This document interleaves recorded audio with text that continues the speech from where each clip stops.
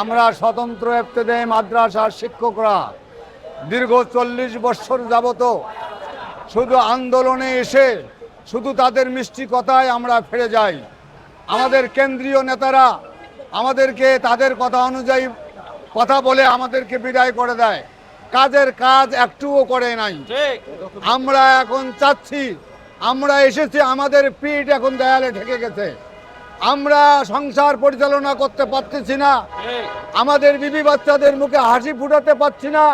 স্বতন্ত্র ইবতেদায়ী মাদ্রাসার শিক্ষকতা করে আমরা আমাদের জীবনকে শেষ করে দিচ্ছি।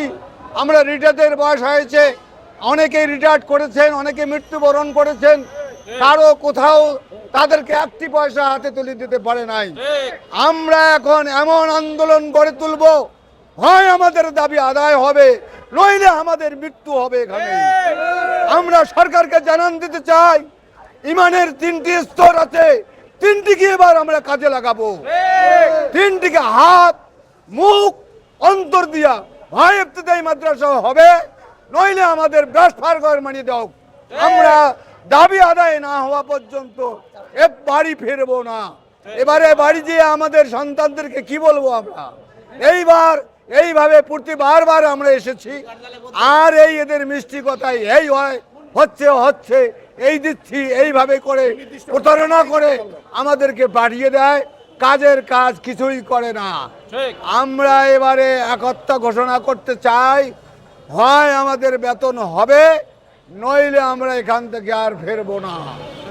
আমরা আমাদের সন্তানদেরকে আর দুর্গতি, আর তাদের অনাহার, অখাদ্য, অপুষ্টিজনিত রোগে ভুগতেছে, এটা আমরা দেখতে চাই না।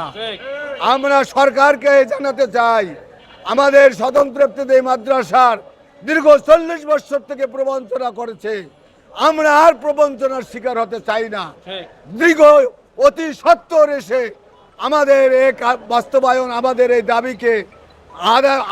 দাবিকে প্রতিফলিত করুক, আমাদের এই দাবিকে, ন্যায্য হককে আমাদের ফিরিয়ে দেখ।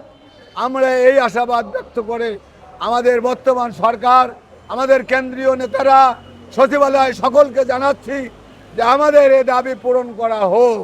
এ দাবি পূরণ না হলে এবার আর ফিরতেছি না আমরা।